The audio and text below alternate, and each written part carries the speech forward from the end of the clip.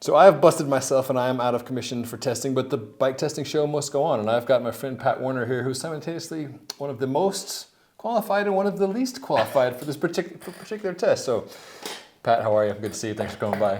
Thanks for having me, and thanks for your help. Pat has literally more national titles than I can count. What's the current tally, sir? 21. 21 national titles, road and track. Correct. Just set a world hour record. Yes. For 450 plus. I already have 50 to 54. 50, Already had that one. 55 to 59. Okay. Time of? 1 hour. Okay. It's funny how that works. The hour record is 1 hour long. Even when you get older, it's still an hour. It's still an hour. Yeah. Distance? 51 kilometers and 64 meters. So just a hair shy of that certain Jens Voigt character, huh? Yes. You're gonna have to go back and do it again. Maybe, yes. Yeah. I got 40 meters, or 50 meters closer, only 40 meters away from him. Okay. So point is, guy can ride a bike pretty quick, thinks a lot about how to ride a bike quick. How many gravel races have you done? Big fat 0. 0. So that's the least qualified part. So Pat asked if you could borrow a bike for Gravel Nationals, which is this weekend. I thought it'd be a fun thing to do before and after, like what you're thinking going into it, and then afterwards what you thought of it. So he asked if you could borrow a bike. I said, well, I don't know. I've got a bike or two here. Took a look over the things and picked this Trek Checkmate. Why this bike? A big part of it was it looked like it was going to fit and was ready to go, and I didn't have to do a lot of work to it, so I could pretty much get on it and ride it. Basically, was a big part of it. Yeah. Yeah. To me, it had narrow handlebars and it was pretty race ready. Instead of having to change handlebars and do a major change setup, since we got a week and a half before nationals when I picked it up. Yeah. And it's narrower, kind of aero cockpit. Correct. You're an aero guy, obviously. Yes. I hate to leave that out there, and it actually felt like my road bike. So yeah, it just was the easiest, I think, is the reason. And of course, it's supposed to be fast. Yeah. You put some 45s on here, yeah? Yeah. Like there's plenty of room. Yeah, it seems like there's plenty of room. There's a 10 millimeter clearance on everywhere on the closest. So I figured this isn't supposed to be a muddy race, so it seems like it'll work quite well. Why 45s? Because you told me I needed at least 45s.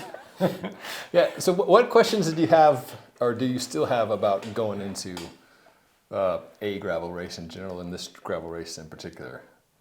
Because normally you know all the variables, you study the course. You've often advised me of things like Master Internationals, like even on a course that was literally right by my parents' house. Like, yeah, you want a lower chain rate or for that heartbreak hill. So you do your homework often. What homework have you done, or what homework have you not done? What questions do you have now? How many hours do we have? No, I still need to finalize what I'm carrying with me. Yep. For maintenance. So obviously I need tire plugs. How many CO2s? Do I still need a traditional pump? And then do I need a cell phone in case of extreme emergencies? What else do I need with me? As plan E. Yeah. I think, tire plugs, CO2.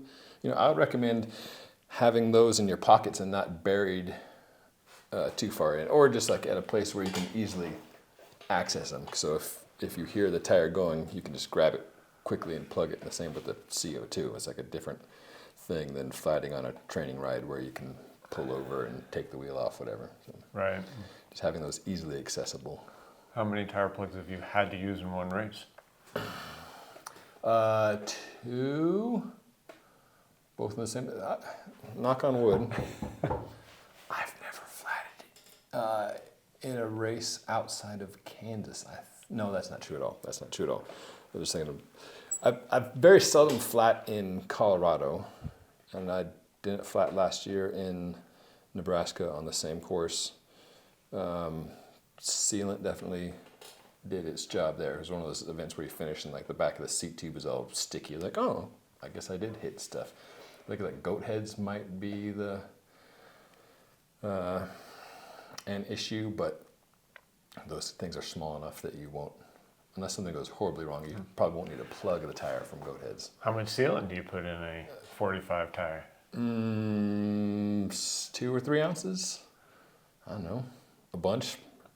as much as you should, then maybe like a little more. Okay, I'm good then. Okay. Tire pressure, you have that all dialed in? No, that's of course the Okay. question. The Yeah. two questions I think are the most common, and it doesn't really matter if it's gravel or road or anything now, is tire pressure Yeah. and chain lube. Yeah, yeah. My answer for both of those is a Silca sponsored guide. It's Silca. Silca's got a great chart where you can plug in your body weight, your bike weight, the total package weight, Yep. tire width, the surface type, and then speed, and it'll spit back front and rear. Yeah, the big question on that tool, and it is a great tool, and I've used it on a lot of events, is what gravel category is this course? Yeah, yeah. That's the big question, because I think it's anywhere from, on the worst gravel, 33 to 38 maybe in rear. So Yeah. the middle ground for this gravel, or is it super smooth gravel, or is it? Yeah, I think some of that's going out and riding what you think will be the roughest part, kind of like you would for road stuff. You'd go and ride like what you think is the trickiest part, whether it's like the steepest climb or the fastest chicane or whatever it is. Like when you if you have time to preview part of it, ride part of it and see how that feels. Yeah, we're gonna go up Saturday and preview some of it. Yeah. Any further questions before you? What else? Before you out there? What else I need? Tools wise, anything? Well, yeah, you need the plugs, need the CO2, need the breaker, pump. I don't want to jinx you and say don't take it, because if you don't take it, then you'll need it. Murphy's Law. But I'm probably like 50-50 with pumps. Like for most races that aren't unbound, I'll just rely on CO2s. Yeah. But for something like Kansas, where it's not a if, it's just a when and how bad, I'd definitely bring a pump. Okay. Other tools, the hydration is the thing. That's on my list of questions for sure. So your race is quote unquote just 88 miles, Correct. but still probably going to be 1,000 degrees, and not stopping is faster than stopping. Yeah, I obviously don't want to stop. Yeah. If I don't have to. Yeah. Yeah. So which pack should I wear? I'd like the Usui pack. That just fits the snuggest with the least amount of stuff flapping around. Right. That's my go-to. Good, because that's what I'm wearing. Okay. All right. Yeah. So that's good. And then I'll do high carb, like a First Endurance EFS Pro in that, and sometimes in at least one of the bottles too. Because the first, who knows how your race will play out, but often the first part of a race you want to have both hands on the bars the whole time. And it seems like if you just pop a tube in your mouth, you can be taking on calories without having to decide, do I want to steer safely or do I want to eat and drink? It's like you can do both with the tube. Got it. Yeah. That's actually good, because I was thinking I'd drink my bottles first. Yeah. And you going with the road pedals? Yeah, because I don't have any shoes. Okay. That narrowed it down real fast for me. Yeah. Well, Keegan Swinson does road pedals, road shoes, and he seems to do just fine. Yeah. Switch the saddle. I did, just because the rear end's used to it. Yeah.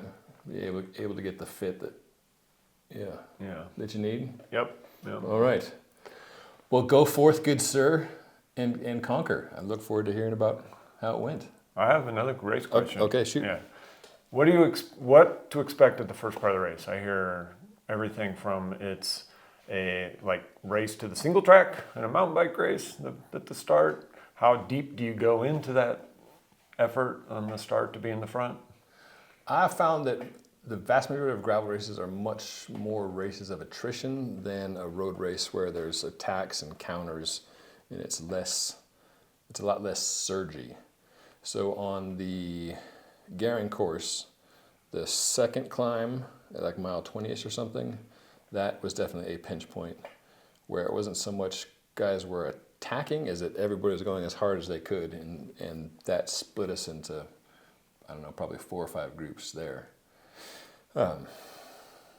So doing what you do well, riding near the front, watching guys, letting them do more work and following wheels, I think will serve you well. The races, even at the shorter race, it's so long that it's often more of a race of attrition than a super punchy attack. The guy who won the 40 plus or 45 plus, I guess that's what I was in last year, Andrew, who's a beast. Andrew Knight. Yeah, Andrew Knight. Yeah, he went with another guy from a different age group at like mile 50 or something of a 130-mile race. And it looked like a dumb move because it was so windy and there was like still 25 or 30 of us together. And everybody's working hard and they just, rolled off the front a little bit. But it was one of those things where they were just dangling and anybody could have closed, but most of us, myself included, were like, that's way too early. That is a terrible idea. And it stuck, and it was a great idea. Yeah. So that was a bit of an anomaly for how gravel races often play out. Usually it's the terrain and conditions and the speed just have chunks coming off the back, or sometimes, a crash will cause a group to split.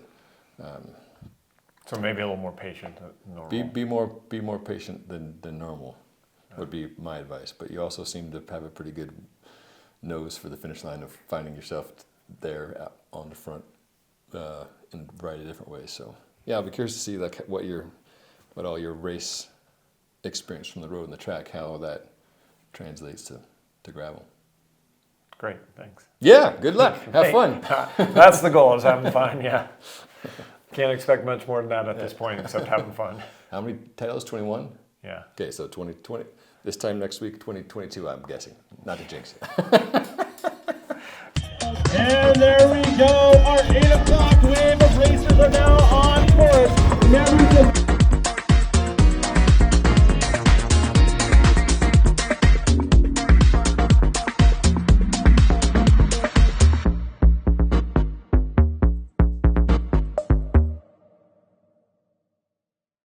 And we're back. Now Mr. 21-time national champion is 22-time national champion. Congrats, Pat, you show off.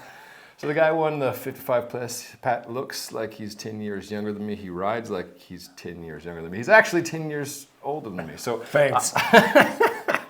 he's old as the hills. He's the dirt. I really appreciate that. I gotta call you on something. That's the only place I can get you. So I want to know how the race went, how the gear went, and how your expectations of both the gear and the racing matched up to reality. Because as we talked about at the start of the show, you've got a ton of experience on the road, a ton of experience on the track, been racing for decades. But this was Pat's very first gravel bicycle race. Yes, it was. You want to start with race or bike? Let's start with race.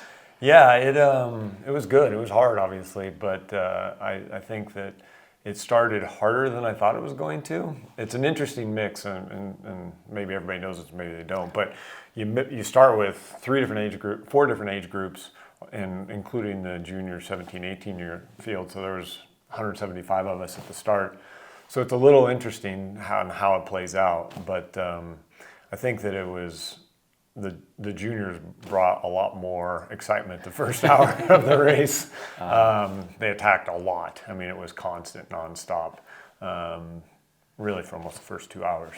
My strategy was a little different. I figured if I went with just about everything or followed, anytime there's a gap open, make sure that I closed it, I figured that I was safe. Yeah. Right. And then, I figured it would eventually dwindle down to a group that I could manage and see. It was quite active.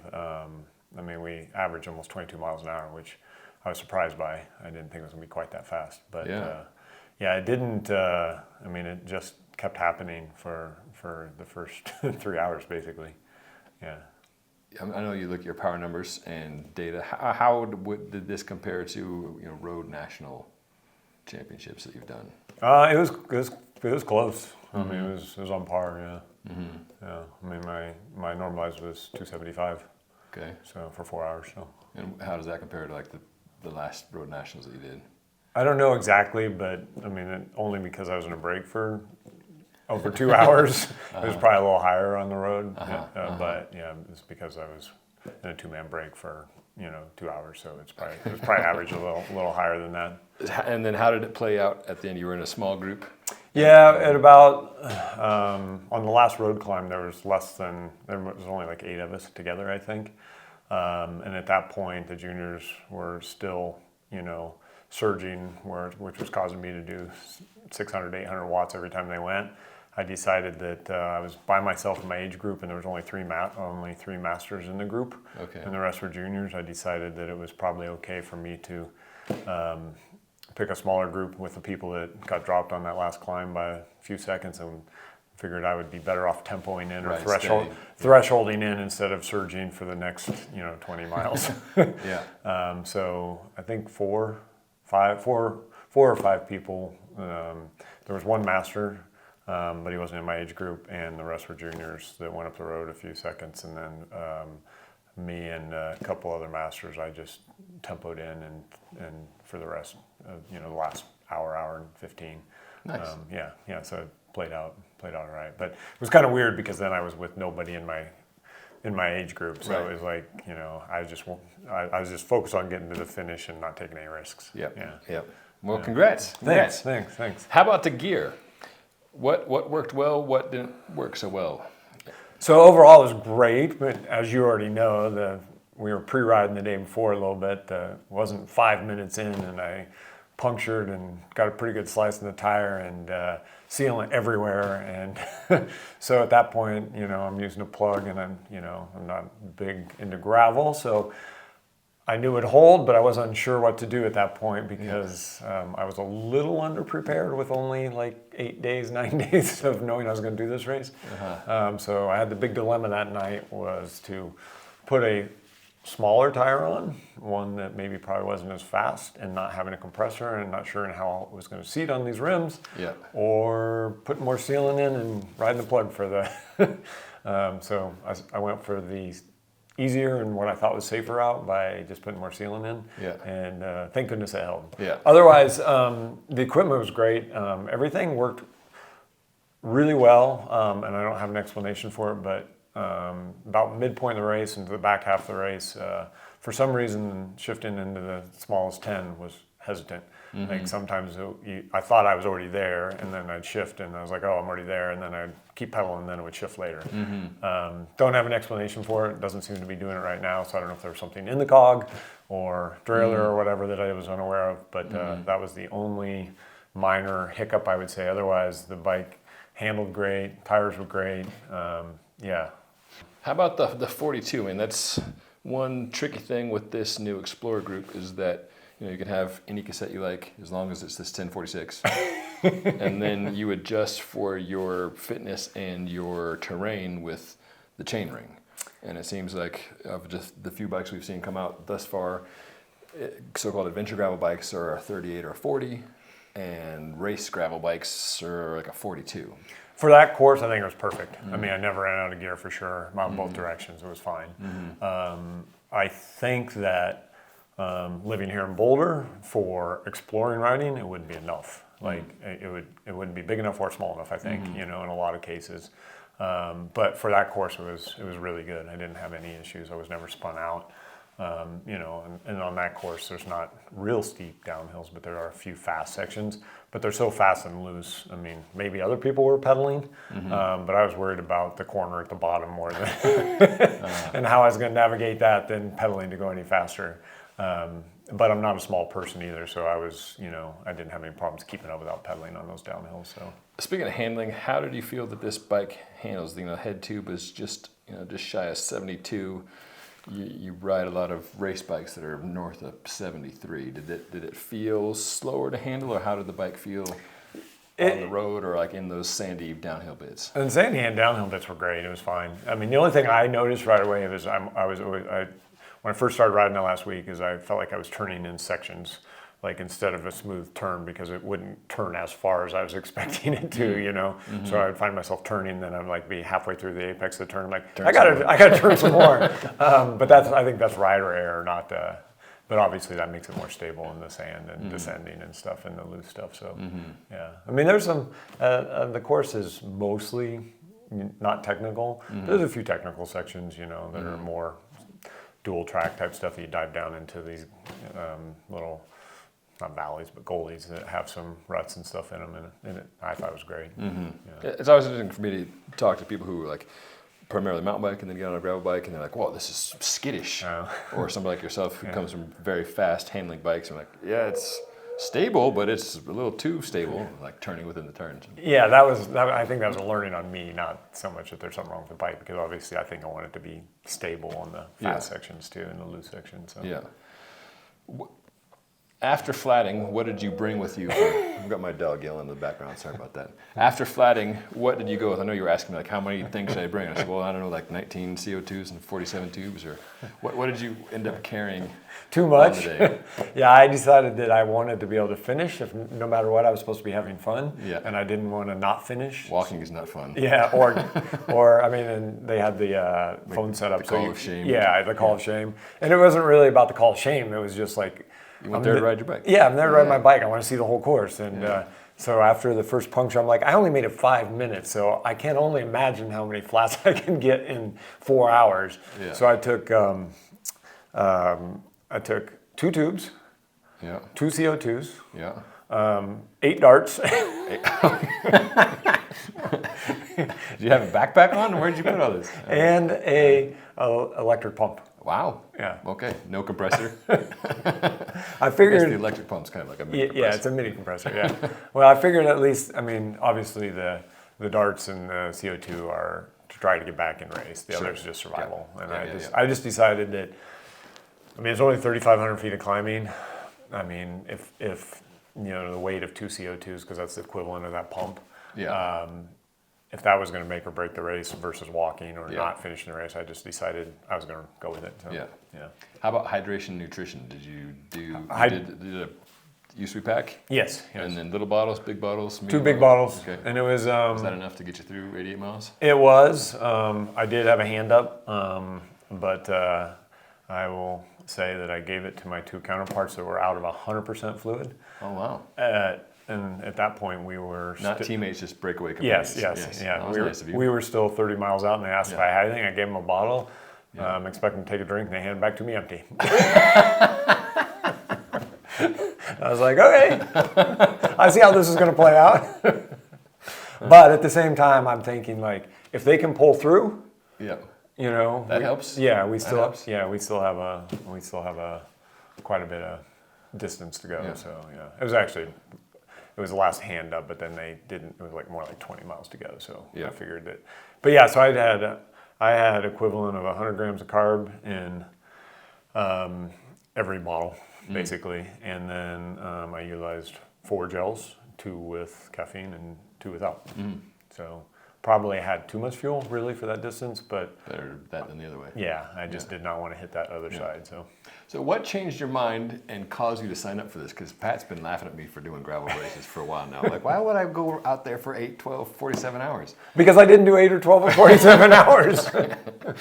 No, it's not that I'm opposed to gravel racing. I knew it would be fun. For me, it's just equipment. I mean, like I always give you crap. You know, I do this with my friends too. It's like, well, how's your pursuit bike? How's your hour record bike? How's your time trial bike?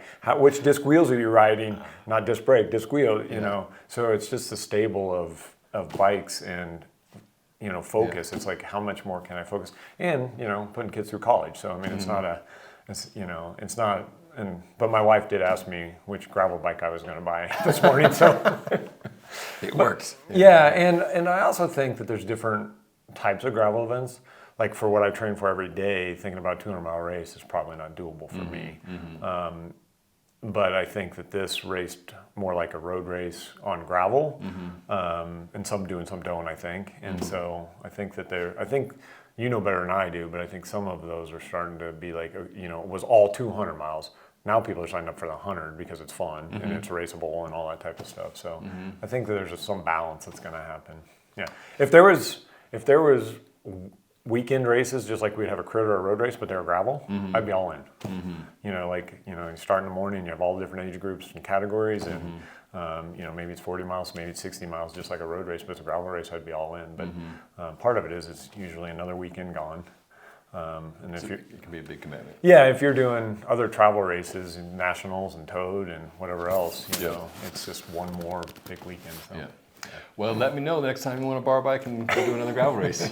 I might just take you up on that. Coach said already, he's like, there's like 4 more gravel races this year. Yeah. I don't know. I think I might be ready for a break. Okay. Yeah. Well deserved. Just don't get a break like this. Just take a normal break. Yeah. A break means just riding my bike. Yeah. Well, thanks, Pat. Thanks. Appreciate you. Congrats again. Thanks. Let me know what questions you have about the bike, about this gentleman. I'll do my best to give a serious answer about the bike and a maybe not so serious answer about my buddy Pat. But appreciate you watching. Appreciate you subscribing. And whether you want to do an hour record like Pat or a gravel race, just get out there and enjoy the ride.